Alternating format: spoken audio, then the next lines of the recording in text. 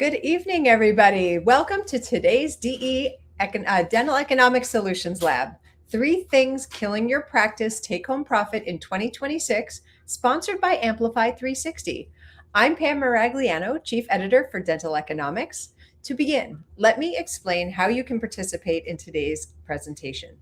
First, if you have any technical difficulties during today's session, please submit into the questions in the Q&A window, and our technical experts will help you out. We recommend disabling any pop-up blocking software or extensions in your browser, as these can cause issues with the webinar player. Additionally, we welcome your questions during today's event.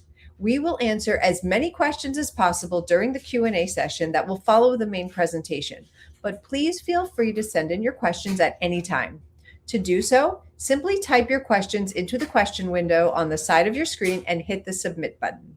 To refer a colleague to today's discussion, share it on social media, or access event resources, click the icons on the left side rail of your screen.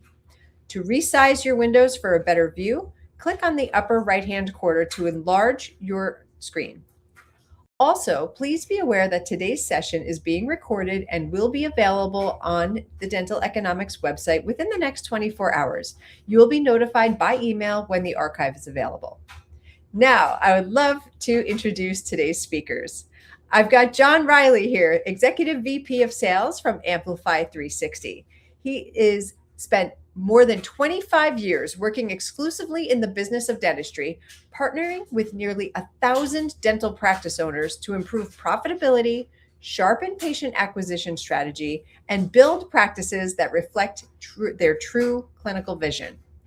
I also have here Dr. Frank Clayton. He is a dentist, a healthcare entrepreneur, and industry advisor with more than 2 decades of experience spanning clinical practice, business leadership, and dental innovation. He founded and led the Clayton Dental PC for over 25 years, building a successful private practice known for operational excellence, advanced technology adoption, and patient-centered care. Welcome. Great to be here. Thanks, Pam. So, John, let's start with you. For those that aren't familiar with Amplify 360, give us a quick picture of what you do. Absolutely. Well, thank you so much for Pam and DE for having us. I'm so excited to be here. And so Amplify 360, we are a full service marketing firm focused on strategic growth and key marketing strategies tailored to fit each and every individual practice.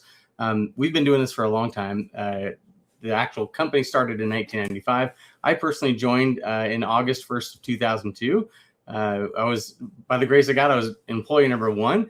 And now we have 83 team members spread throughout the country, serving our wonderful doctors and practices all over the country.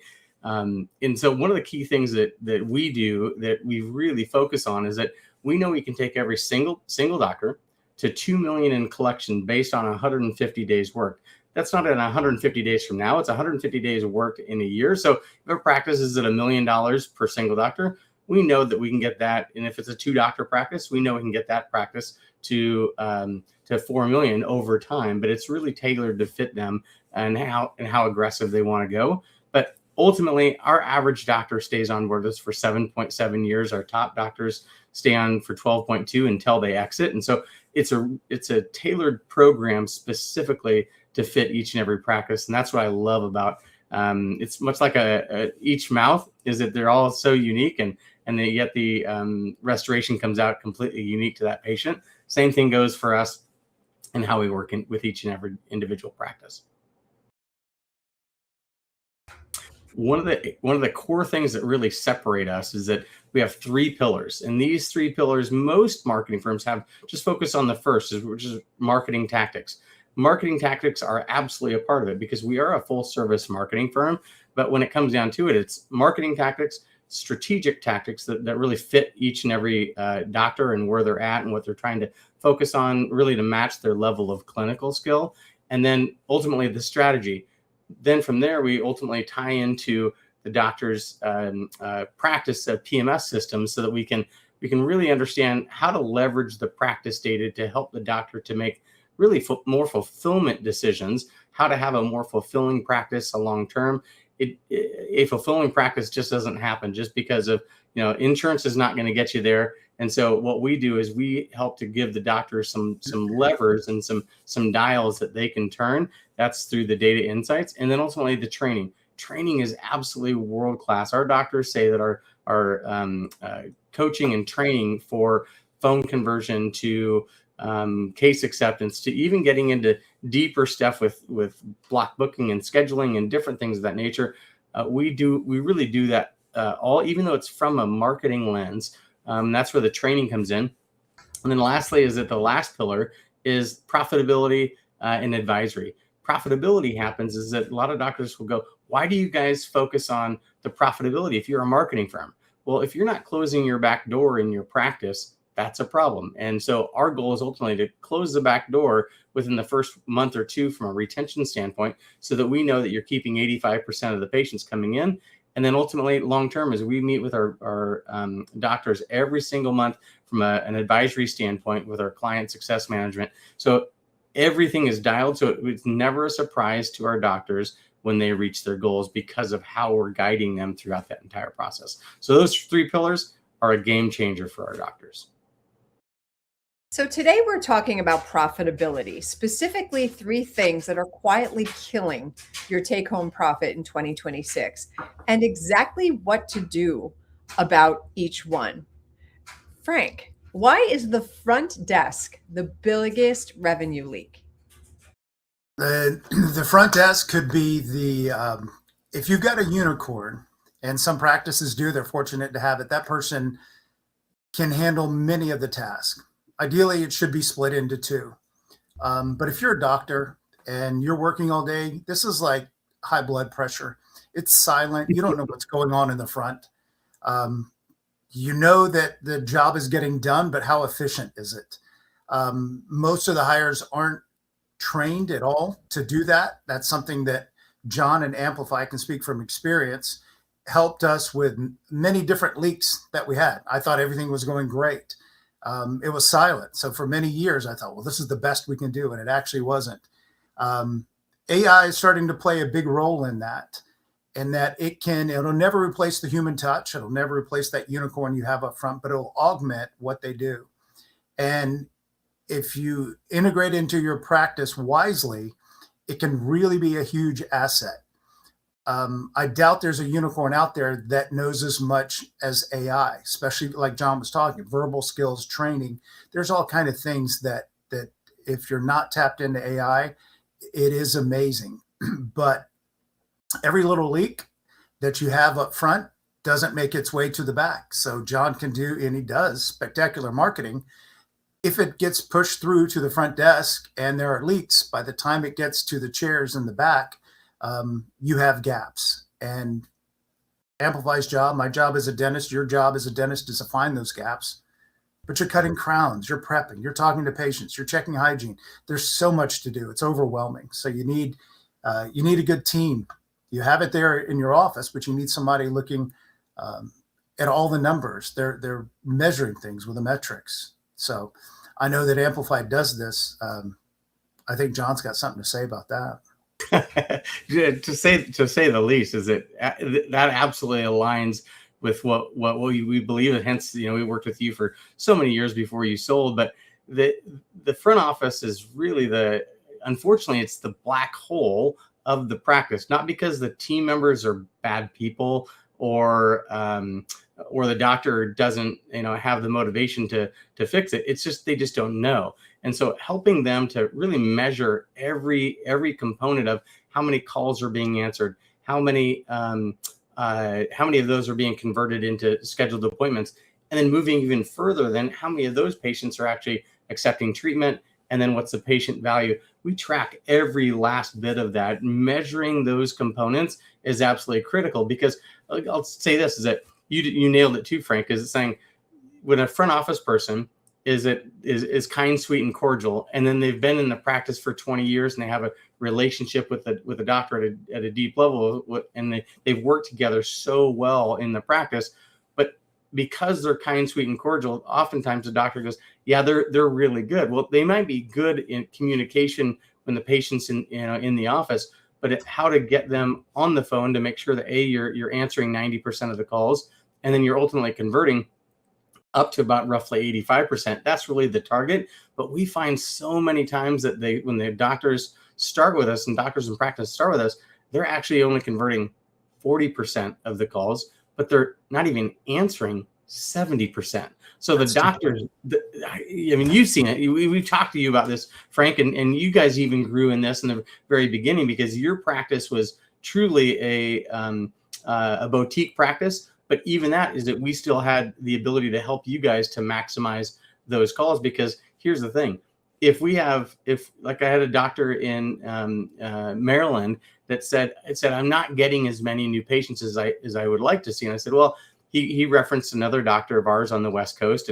And I said, if we were doing your marketing budget for his practice, he would convert 20 more new patients off the same exact dollar invested that you're doing right now. And he finally goes, oh, so I have room for improvement. And I'm absolutely. And that's what traffic is up to us from a marketing standpoint, and conversions up to the team. Most marketing firms just leave it up to the team and just don't, say, hey, that's up to you. If your team is no good, then that's on you.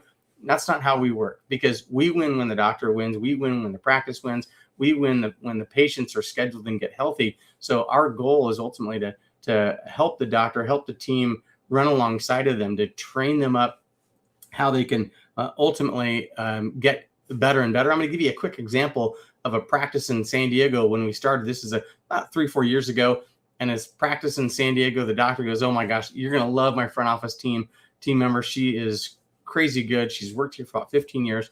And so we listened to, in the first 30 days of working with the practice, we analyzed 30 days of calls before we actually listen to every single call. We have AI that tags the calls as well. So we have a whole robust system. But we analyzed calls in that first 30 days. And there was one particular call that stood out, and our team pointed it out to me. And I called the doctor and I said, hey, doc, I want you to listen to this call.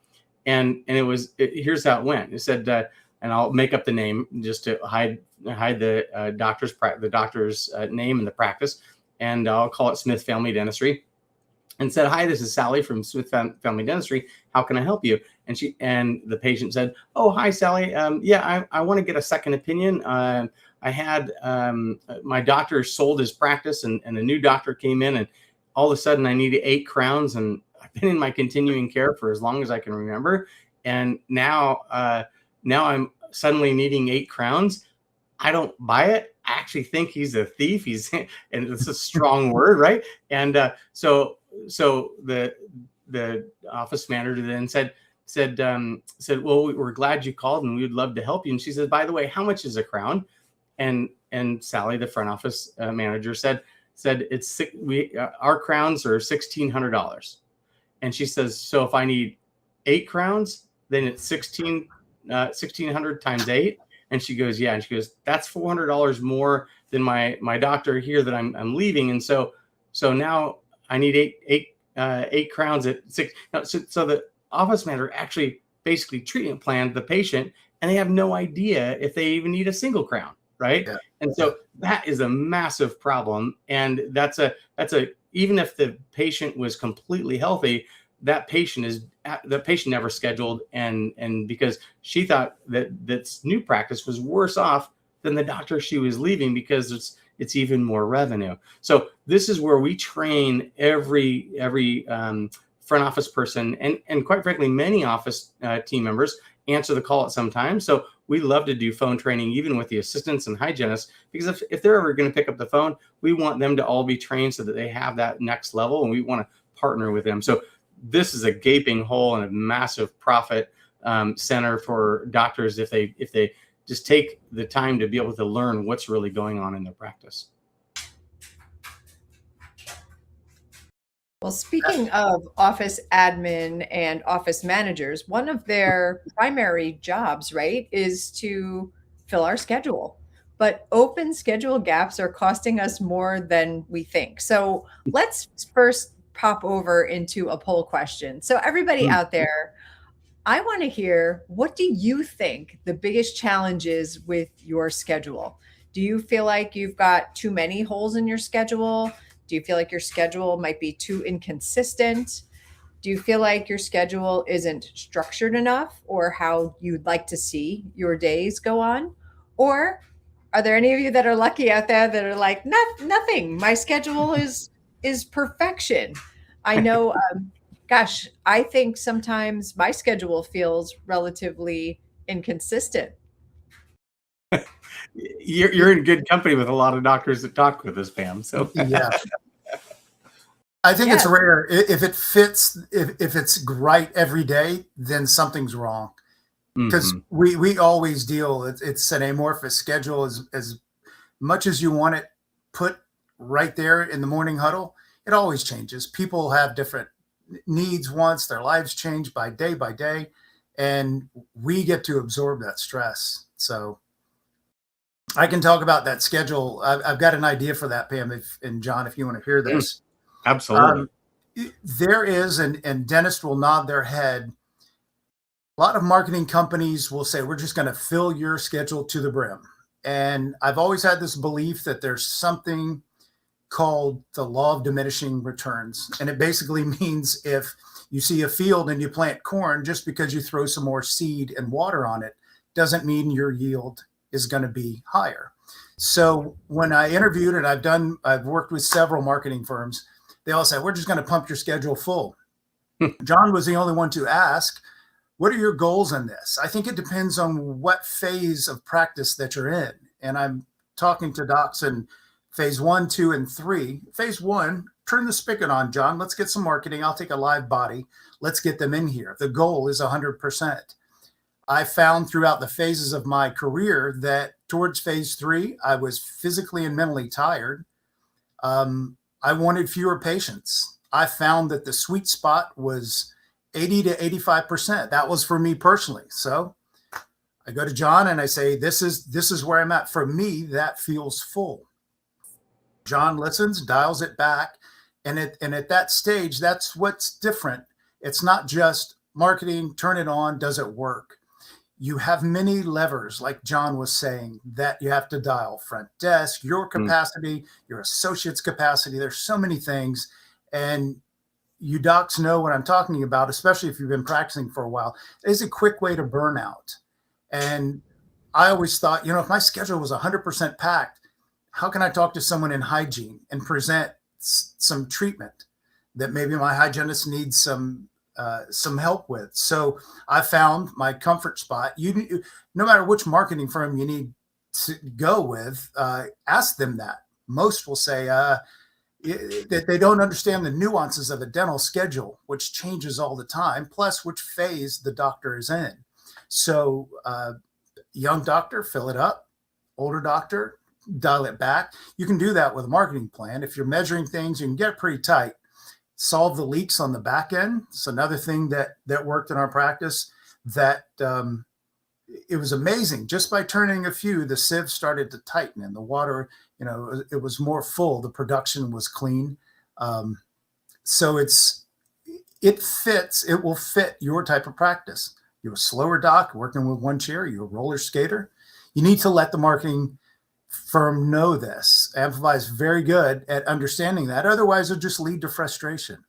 You've paid, you paid X for marketing and you say it didn't work. Well, all the things we've been talking about, were they turned to the right temperature?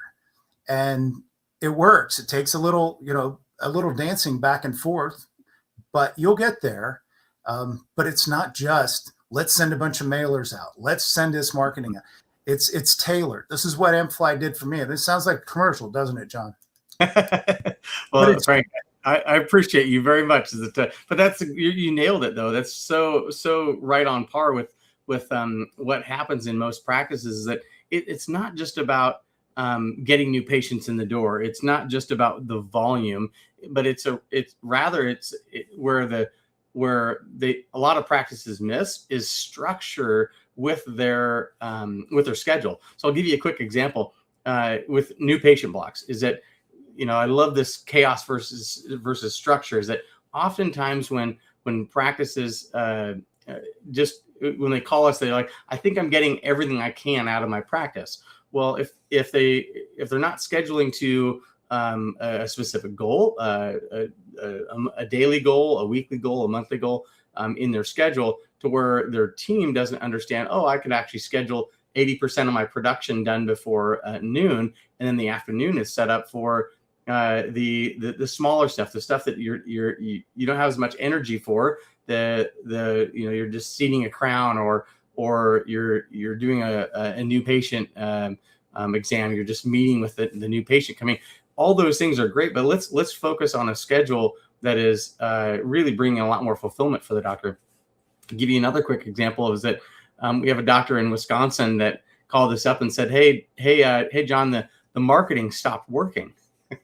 and I said to her, I said, when have you seen the marketing just fall off a cliff? And she said, well, it never has. And I said, so why do you think it is now? And she's like, well, we're not getting enough new patients on a monthly basis. We're only getting roughly 25 to 26 on a monthly basis. It was a 2-doctor practice, and they wanted to get 42. And so I said, how many new patient blocks are you guys scheduling? Scheduling and then keeping. So how many do you have on a monthly basis ready to schedule? And then how many are you keeping on a monthly basis? And she said, new patient blocks. And so I said right then, I said, well, let's do this. I want you to go count in the schedule how many new patient blocks you guys have in the schedule before the month ever starts, so that if you don't have 40, 42 new patient blocks, you might be able to get away with 40 new patient blocks and then fit in a couple somewhere else in the schedule during the month. But if she doesn't have, let's say, 42 that she wanted, and if they're less, well, then there's no reason why that she might, it's a very, very busy practice. It's a $4 million practice. And so she left, and she comes back a couple days later, and she goes, John, I owe you an apology. And I said, oh, and by the way, I said, if you don't have the new patient blocks, what I want you to do is I want you to count forward for the next 30 days, because if you don't have the blocks, your team is having to schedule them out further than 30 days, because again, if you don't have the blocks, you can't fit them into the schedule. And that's when she came back and she says, John, I owe you an apology. I said, you don't owe me an apology for anything, but tell me what happened. She's like, well, we have 26 blocks. We schedule 40, but we only keep what the front office team is not sabotaging Mm-hmm. with hygiene, right? So they're just taking those blocks and putting in recall or whatever when the patient's Mm-hmm. on the other line. Patient's been in the practice, and especially we've seen this coming out of COVID. It was a big ordeal that patients are calling in just to get into the schedule anywhere and all, and they're longtime patients. Well, I don't blame them for thinking that taking a new patient block is okay, but it's not. You're actually sabotaging the future health of your practice. You're sabotaging the doctor's ability to do any type of treatment on those patients, and focus on the fact that they were only able to get 26 new patients in.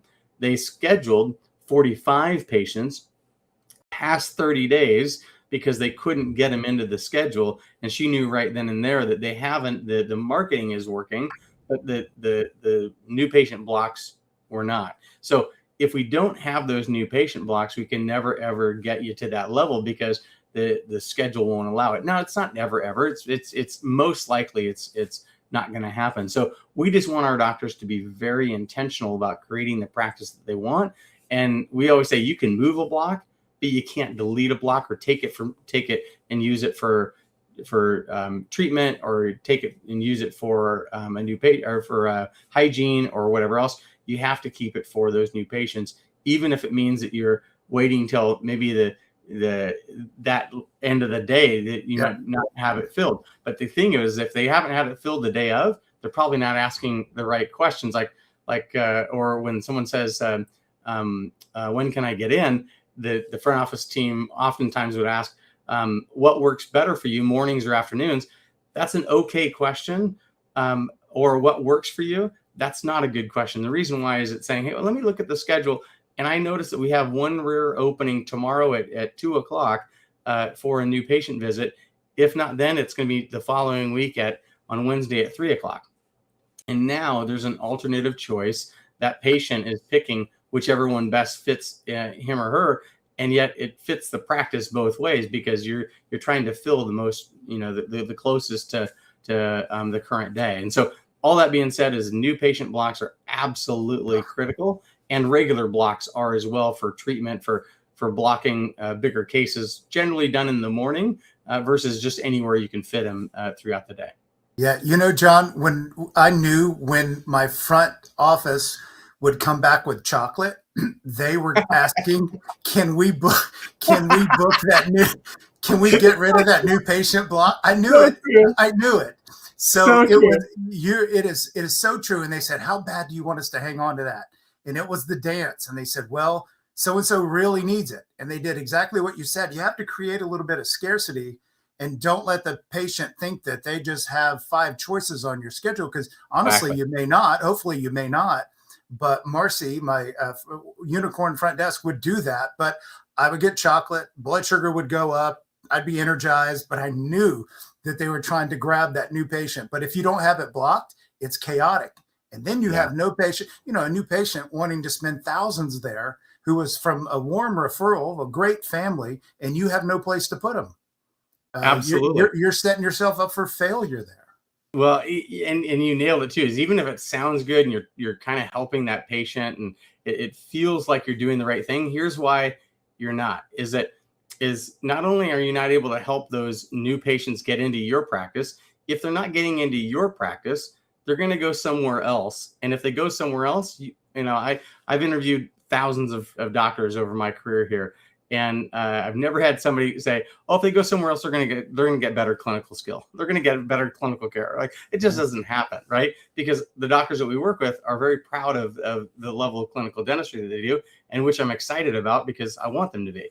But yet, here's that practice in Wisconsin. Here's the significant downside. I wanted to make sure it stung a little bit, and I told the doctor, she's an amazing clinician. She's a great leader, but this part of the process fell through the cracks. And so I said, I want you to know what 20 patients for your practice is worth. Average patient is worth $1,000 per patient per year. This is the average practice. For her was over 2,000. Okay. So 2,000. And I always love to pull out my handy dandy calculator on my phone. And so if we had $2,000 per patient per year times 5 years, you know where I'm going. It's 10,000 times 20 patients. That's $200,000 of value over the next 5 years because of 20 patients that she couldn't get in the schedule that month. So if you start adding it up and it's 20 patients this month, 20 patients next month, that is some significant value. It's $200,000 of value over the next 5 years that the doctor is not going to take into the practice because they don't have those new patient blocks. You want to talk about a profit killer? Blocks, new patient blocks, and scheduling issues are a massive killer. I can attest. Yep. Most definitely. So block your schedule, everybody. All right. Let's talk about another profit killer, the fee schedule. Your fee schedule may be holding you back. So let's get some audience participation and let's go with a poll. So when was the last time you adjusted your fees? Was it this year, last year, maybe the year prior, or even better, maybe you don't know? Listen, we're all friends here, so don't worry. Be honest. This is a safe area. Yeah, no, but it's, one of the things that I think is most important about what we're talking about today is that we all do it. We all get busy. We all see our patients. And next thing you know, here we are.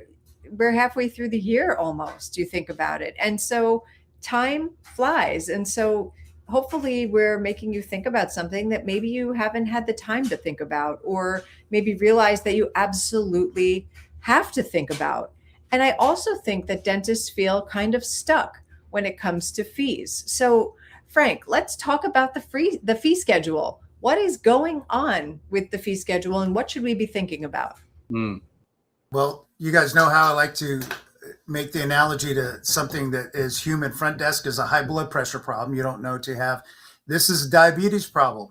And if you're checking your A1C every 8 months or 12 months, That's a huge window and a gap that you've missed. Your day to day, you're working, it's hard to feel that. You don't feel your high blood sugar coming on. You don't feel that you just lost $35 per hygiene visit because your fees weren't adjusted. You feel like you have to work harder. Towards the end of the practice, I made a point because I did exactly that. 2 years crept up, and I'm looking at the poll, and I saw, it might be 2 years. If you're not handcuffed with insurance, you have the freedom to do this. And it's crucial because John can run that calculator. I did it myself. He did it for me and said, this is what you're leaving on the table. Number of procedures, just laid it out there. And it's almost like it's found money. Insurance is not going to tell you that your fees are low. And the numbers will, stats will. If you are handcuffed by insurance, and I was for a while, and I slowly, shed the shackles, I used a membership plan. Before John, there was one way back. I tried to self-administer this because I saw that patients, I wanted to keep them, but they were, we turned the spigot on, insurance flooded in. It was a new practice. I had to have patients. But as the practice matured, I wanted a place for those patients to go that either lost their insurance or, face it, most insurance is a coupon, and it's not that good. And that's the way we present it in our office. So when patients said, well, what else is there? I had a membership plan. I've always had a membership plan. And if your fees aren't adjusted on a membership plan, that's a cash paying patient who statistically, I think, John, you know the numbers better than I do, is paying a lifetime value of a patient maybe 40 to 60% more per year. I'm taking a stab at it, just thinking of my numbers. Is that right? It could be. Some practices are. The average practice is somewhere between 15 to 20, 25% more. So if a doctor has a membership club, it's almost like an instant raise that they're getting themselves. Is that if they bring a cash patient into a club, they will actually do 15, 20, 25, 30% more. If they're using that tool as a case acceptance tool, which is a phenomenal tool. It's why we created it to begin with. Is it kind of a fun fact is that Tyson, my colleague and the founder of our company, myself and two others created the entire membership club industry back in 2009, coming out of COVID, because our doctors, we wanted, not coming out of COVID, coming out of the real estate bust because of what happened in 2009 with real estate and the uncertainty there. Now helping doctors to be able to get out and stay out of insurance forever, because of how using a membership club, we believe in it completely. Hence, we actually were the pioneers for it, and then everybody else came along with us. We actually are flattered for that because more and more practices are getting out of some type of insurance. And the reason why I'm talking about that when I'm talking about fees is because the fee structure, the fee schedule is absolutely a critical component in getting out. And what I mean by that is this, is doctors will say, well, why do I raise my fees if it's only 5% of my entire practice? And if I could see every doctor's head right now, a lot of them would be nodding their head, right? But the problem is if they keep their fees close to what the UCRs for the insurance companies, this is the problem, because if they're close to that, I can see in the corner office of the big box PPOs, I won't mention any names, but we all know who they are, is that if your fees are close to the fees of a PPO, the PPO is kind of like Las Vegas, is that Las Vegas wasn't built on winners. It was built on losers, right? The losers. And I don't know why people keep on coming back and spending money and losing gobs of money, but they think it's fun and that's all great. But that's exactly the same model as in insurance, right? So insurance is the doctors lose and the patients lose. And yet the insurance companies are the only true winners in that scenario. So why is fee structure is such a critical component? Is this? If you're even considering, doctor, getting out of some type of insurance at some point, right now, according to the ADA, I don't know if you guys have seen this, but I know that Frank and Pam have, but the doctors that were on this call here, is that 36% of doctors today are getting out of some type of insurance according to the ADA. That's a huge number, right? I actually think the number is bigger than that, because if the ADA is saying that, then I truly believe it's a conservative number. And so all that means is that doctors can actually get out. Well, how do you do it? It's a structured system. Don't just call the insurance company and say we're getting out, because you could lose and lose big, especially if your fee structure is close to the UCR. Why do you want to increase the fee structure? Well, if 15 to 30% of the patients that you have within XYZ PPO, if you're going to drop that over time, and some of you are fee for service, great. I'll talk about you in just a second. But the ones that have PPOs on this webinar are thinking, I don't know how I can get out. Well, how Amplify 360 works is that we know exactly what people groups are investing what in your practice. If you don't know that, doctor, you're then guessing on, can you get out? And I don't ever want you to guess, because I don't ever want you to lose. Our doctors don't lose financially. They may lose some patients in the practice physical bodies that are not really wanting to get truly healthy. They're there just because they're the PPO patient member of the month club. They're just doing whatever the PPO is willing to do, and hence the doctor is limited for the quality of care that they can provide.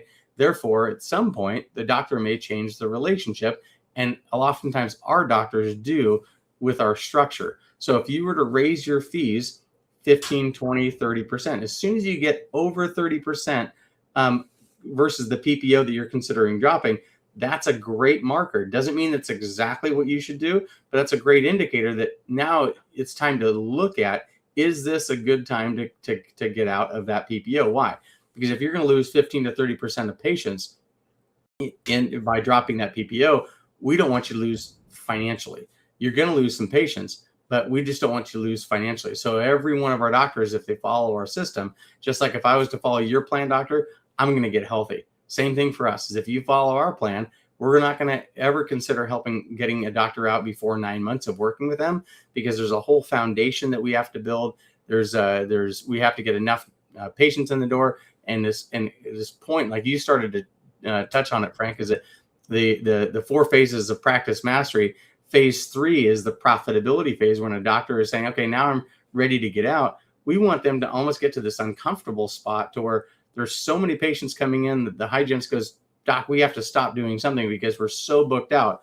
Well, that is exactly when a doctor says, I say to a doctor, congratulations, you actually graduated to phase 3 of practice mastery. And that means now is the time we can start considering getting you out of those PPOs and doing it strategically so the doctors don't lose. So fee structure is absolutely a big component. I'm going to tell you this real quick, is that the average doctor is missing $105,000 annually. Like you can see it here on the screen. Average doctor is missing $105,000 average. What does that mean? Well, if it's a 2-doctor practice, you can start to do the math. It's 210 and so on. I have a doctor just outside of Knoxville, Tennessee. He is actually a trainer at an implant institute. And when we did this, we created this new software about 3 years ago. We started to analyze his practice, and we said, okay, he was at 40th percentile. Well, if you know anything about adjusting fees in a practice, 40th percentile, they may be at the 20th percentile, but it doesn't show up. It shows up as if it's 40th. So you could raise your fees 10% and still be 40th, because you're lower than that threshold, or that bar, that 40th percentile. So we told the doctor, said, listen, if you want to continue running as a nonprofit, you're doing a good job of it. and I did that. He's a dear friend of mine. He's been working with us since 2009, and he laughed. I go. I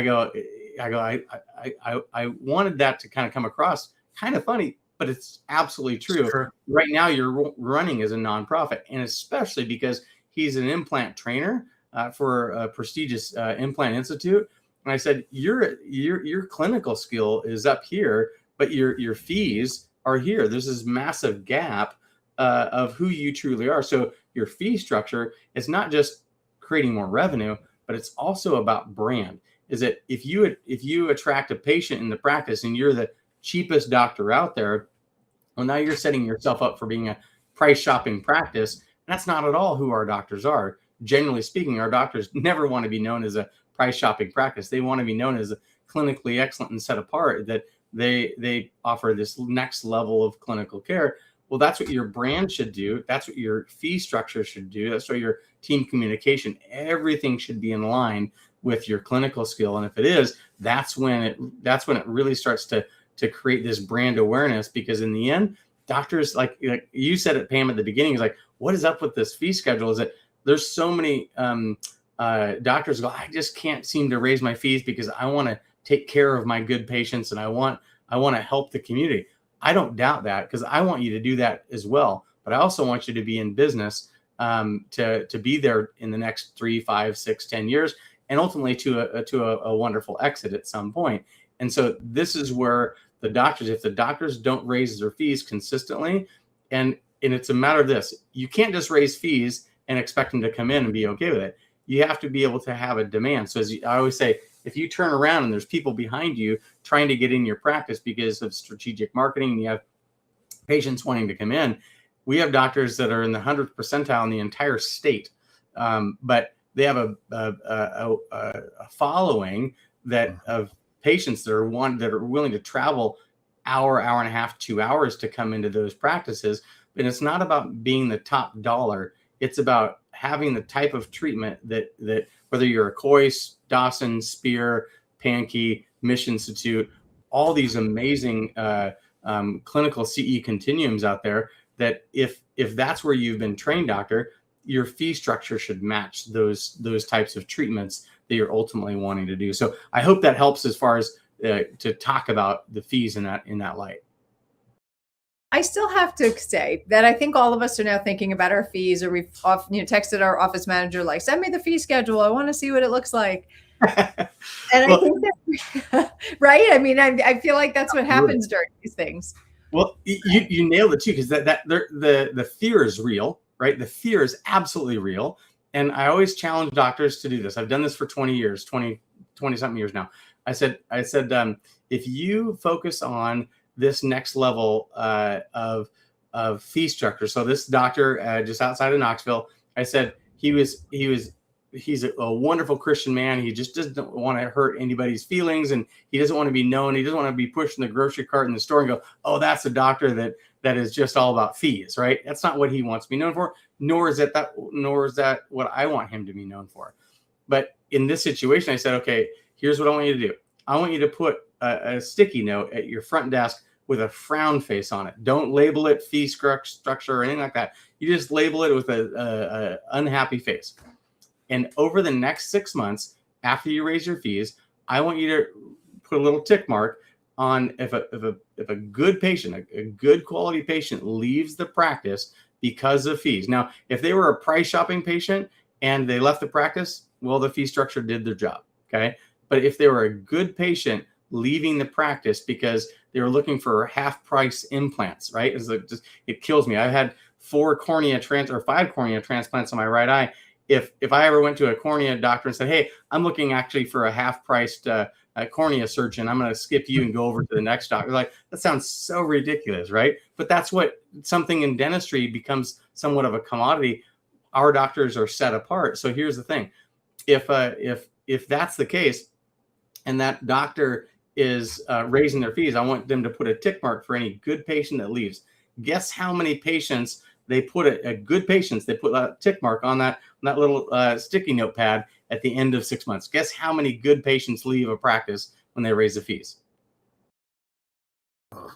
Minimal. Zero. Yeah. Really zero. I mean, he had one patient that said, I'm really looking for the lowest priced implant. And I said to the doctor, is that your ideal patient? He says, absolutely not. I said, so you did your job, you raised your fees, and now that practice, in that next year, this practice, because the fees were so low, we raised fees in 18 months.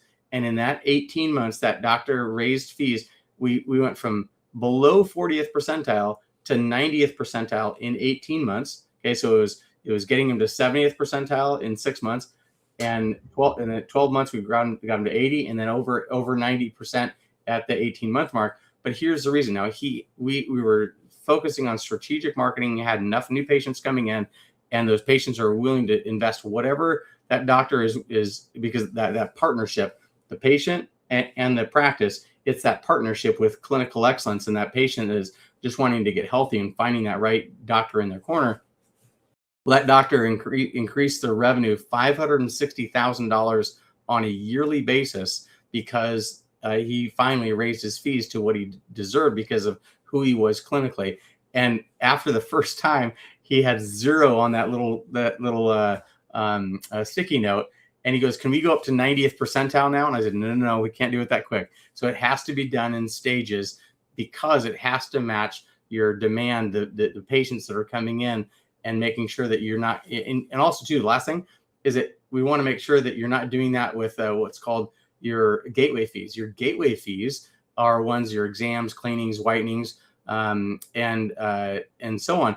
Those fees, average patient knows all about, right? So those fees, it's kind of like on a car, not trying to compare dentistry and automotive, but the automotive world, lube and oil filters, we know that the average fee is anywhere from 75 to 125 for an oil change. If it went up from 75 up to 300 in one fell swoop, they would say, "Oh, that dealership is crooked, right? They're taking all my money, right?" And so those are called gateway fees. We want to be very sensitive to pro fees, cleanings, whitenings, things that the patient knows generally what those fees are.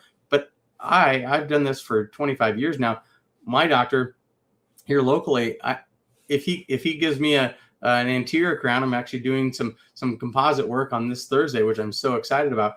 I'd have no idea what he charged me last time and what he's going to charge me this Thursday. I'm just very excited to get that dentistry done, and to an AGD doctor, I couldn't be more thrilled. And that's not lip service because I'm on this call. I'm literally thrilled, and I don't care what the fees are because I have the right partner clinically. And so that makes to where that's, again, matching the doctor's clinical skill and the fees to match. So I'm willing to pay whatever. You know what, Lana? Oh, I'm sorry, Pam. Go ahead. Oh, I was just going to turn it right over to you, Frank. I was wondering what your strategy was for raising fees, and did you experience, a loss of patients as part of that? That's a good question. One doc, I think it was Dr. Coyce, taught me this line when patients said, "Well, they all think dentistry is expensive anyway." We'll say, "That's really expensive." And I would stop and look at them. I'd say, great dentistry is expensive. And then I would just stop and I'd let it speak. And to your point, Howard Ferran was another that said, if you overshoot capacity and you don't have the space to put all the new patients, wonderful thing to have until you build more chairs or decide what your longer term goals are. Raise your fees and watch the price sensitive patients drop. Honestly, John, the ones that stayed, I wanted all of them. Yes. The ones that dropped, I was glad that they dropped. They beat up my front desk over $15. They hassled my assistant for everything that she did, trying to save material to save money. Exactly. I mean, it is a wonderful feeling when front desk would say, "So-and-so just left for another office." I should get a canned ham from that office because I refer down the street all the time. I asked this guy at CE and I said, "Do you mind if I just refer you anyone?" He goes, "I don't mind, just refer them." We would say, "This office is not a good fit for you. That crown's going to be more expensive than down the street. What would you like?" And if they left, weight off our shoulders. We didn't worry about it. So to answer your question, Pam, the ones who leave over a fee increase, you honestly don't want them, because all through the chain of your practice, they're beating up the hygienist. They're saying, maybe they would benefit from fluoride. I don't really need someone going, "Well, how much is that?" Well, I'll tell you how much it is, but the benefit of that is immeasurable. It's $33, but a filling is $280. Let's prevent the $280. So I understand the questions patients have, but if they keep knocking you, it's not worth it. So I saw very few leave, and it was almost like there were certain ones that we would try to price out. And I know every doctor here has done this. I've gone into a treatment room and I've doubled my denture fees because I really hated doing dentures. And I'm like, it's really going to be and I would double the fees right then and there. And the assistant would look at me like, oh gosh, what's he doing? Because I didn't like doing them or I didn't like the patient. If they accept it, I just kind of hung my head and I go, I guess I'm doing a denture. But it's a way to, I don't know, John, what it puts you in a different level of value where patients in, it's almost like a Rolex or like a value thing that happens in people's heads when they shop and they go, well, this guy's expensive. And if you do treat your patients well, it's worth it. Absolutely. You have to deliver. If you're going to charge that much, the doctor's listening. You just can't charge $2,100 for crown. You deliver a $2,100 crown with value and service. People will pay that. Like John's paying his debts. He doesn't even know what he's paying. John, that was $3,800 probably. You didn't care. I'm sure it's probably going to be somewhere around there. You didn't care. Yeah. But that's my answer to it, Pam. I lost very few patients raising fees. And I brought the service. Every time I did, I would have service to back it up. My employees knew it. And as long as we brought that, it's amazing when you see 8 patients and get the production of what you were seeing 10 before.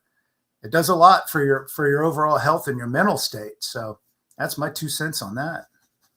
Amazing. Well, there you have it, everybody. We've got 3 major profit killers, probably just in your practice, waiting to suck the profit out of your life even tomorrow. That's gaps within your schedule, leaks with the front desk and front office, and then obviously your fee schedule.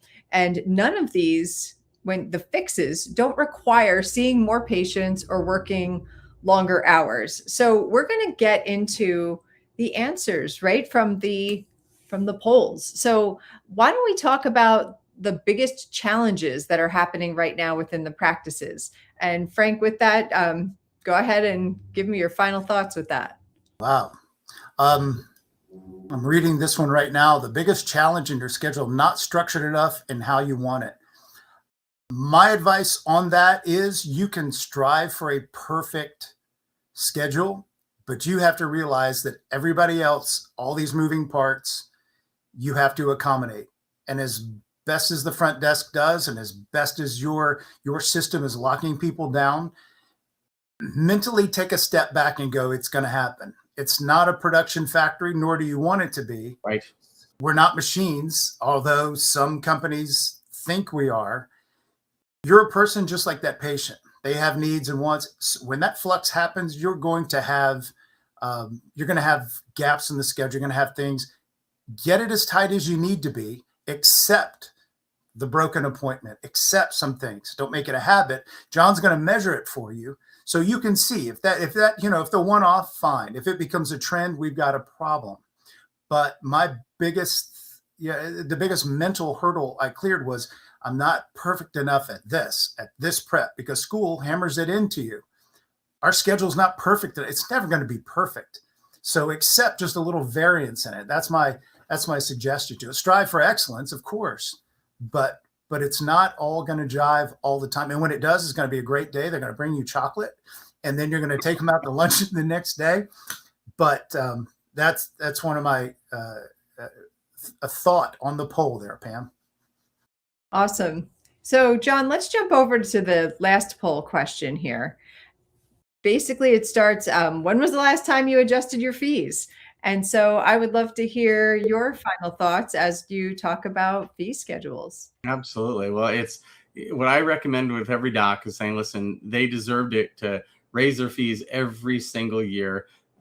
Even in tough times, even in economic times. It's not about gouging the patient, but it's all about keeping up with the level of inflation, keeping up with the technology, being able to offer really the type of dentistry that you've been trained to do and what you've dreamt about from dental school until now. So it's doctors that have done it consistently are finding the fact that the patients don't really understand what your fees are, except for the cleanings and whitenings and so on. And so keeping up with that is absolutely critical to have the practice that really matches who you are clinically. Excellent. Let's jump right into the Q&A. Number 1, how long does it take to train a front desk team? We are already busy and I worry about overwhelming them. It's a great question. Much like we did with Frank's team. So if we did it with Frank, we can do it with yours. And so it varies. Every team is a little bit different, and it's tailored to fit them. In the first 30 days of starting out with any practice, we will analyze those calls. We'll listen to those calls. We'll see how does Sally and Susie do up front, and be able to determine what are they actually needing, and then we develop a tailored, custom phone conversion training for that unique practice. Then over the next 3, 6, 9 months, training never stops. We're always looking to say how can we analyze and train, much like how Dr. CE continues. The front office, their number one thing is persuasive communication. Persuasive communication, the definition is helping another person make a wise decision that's going to benefit themselves. If you agree with that, then that's all persuasive communication is. That's what the front office, that's their world. So if we can help with that to help them to become even more persuasive, and it's not about manipulation. Manipulation is getting another person to make a decision that's going to benefit yourself. We don't ever want anybody to manipulate anybody.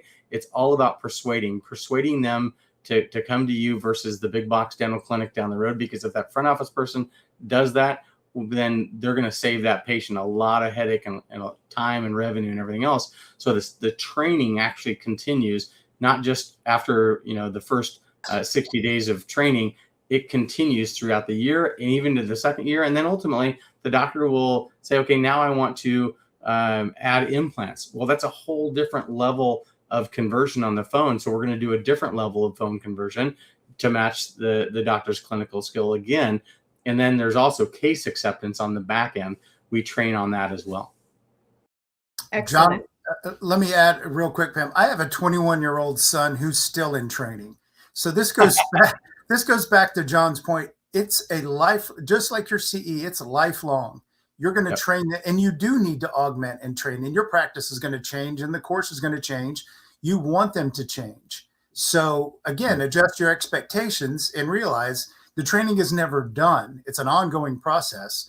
I'm hoping my 21-year-old is 40 by the time he learns the basics, but you're dealing with people and real world stuff, and changing is tough for some people. But if you want to get your practice to a higher level or wherever it might be, it's going to require a little effort and push them to change. And it's going to be some training involved. Yeah. Absolutely. Yeah, you might even find some of your team need to find opportunities elsewhere if they're not aligned with what you're doing. Opportunity realignment. Yes. Yeah, yes. Absolutely. So if we're lucky, we are going to fire through the 2 more questions. Thank you to everybody for sending questions in. Do you do anything different for a multi-location practice? It's a great question. Absolutely. So there's oftentimes we start with one, and then we ultimately, it's almost like a stamp. Once you understand how to really build that. So as a doctor wants to scale to 2, 3, 4, 5 locations, we have some doctors that start out with us with one. Now they have 15 or 20 different locations. So doctor, if that's you and want to scale, or you might have 3 or 4 locations right now, we can train every single doctor on that. And then ultimately, it's not just the training, but then ultimately tailoring it to fit that unique practice from a marketing strategy. So what marketing tactics, what is the marketing strategy and plan? How are we going to attract new patients? What marketing tactics are we going to use? What is it going to be paid media? Is it going to be something to do with over-the-top streaming ads on Netflix, Hulu, and Prime?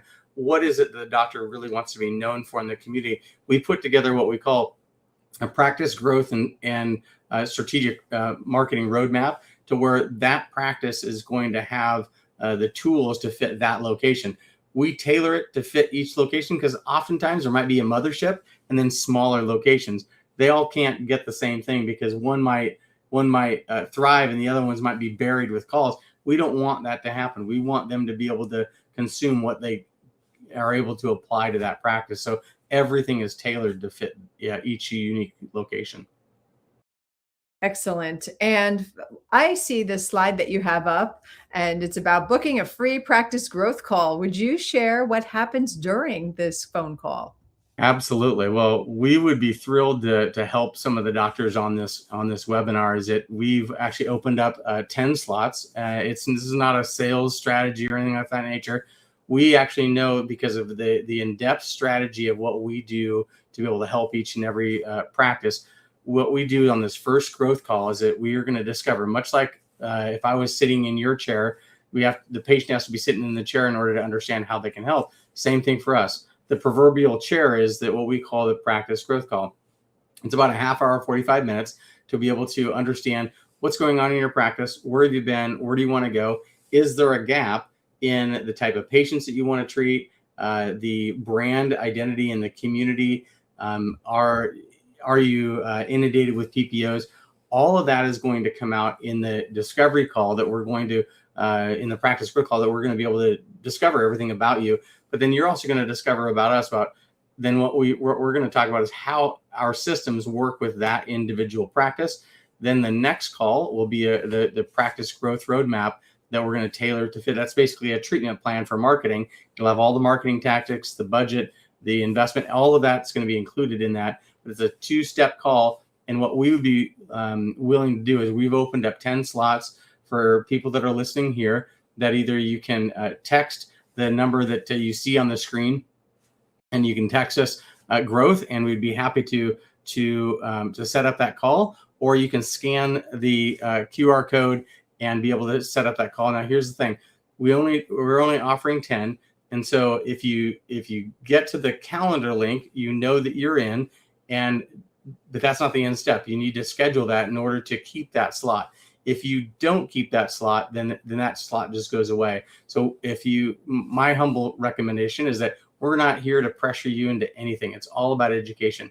I've been doing this long enough, and same with our team. We're all resident experts. We've been in different phases of dentistry for a very long time. And we'd love to help you, to be able to help you, to educate you. Even if that's all that we do is educate you, so be it. But what that process does, it helps to open up what's truly possible for you and your practice. And what does that new ceiling look like? What I call the ceiling of complexity, helping you break through that ceiling of complexity, because our team of 83 team members wake up every day helping doctors really break through that ceiling. And it's a fun thing to watch and run alongside of. So that's it. That if you'd like to take advantage of that, scan the code or text growth to that number, and we'd love to set up that initial call with you. Thank you so much for setting that time aside. Guys, you got to understand, this is not something that generally happens. And trust me, it is so hard to get on John's calendar. So the fact that he set time aside for us at Dental Economics and our audience is amazing. So with that, John, thank you. And everybody out there, if anything that we talked about today resonated with you, whether it's your schedule, your fees, or maybe your front desk, this is the call where you actually look at your own practice. So text GROW to 470-704-3982 and grab your spot. And so we'll also drop the booking link in the chat as well. And I'm so sad, we're over time. So we're like out of time. But for those questions we didn't have time to answer, we will get back to you via email. So thank you for sending those in. And that concludes today's presentation. On behalf of Dental Economics, I'd like to thank Frank and John for presenting with us today, Amplify 360 for sponsoring today's Solutions Lab, and of course, all of you for joining us. Thank you so much, and I hope you have a great rest of your day. Thank you, Pam. Thanks all. Thanks, Pam. Thanks, John. Thanks, Frank.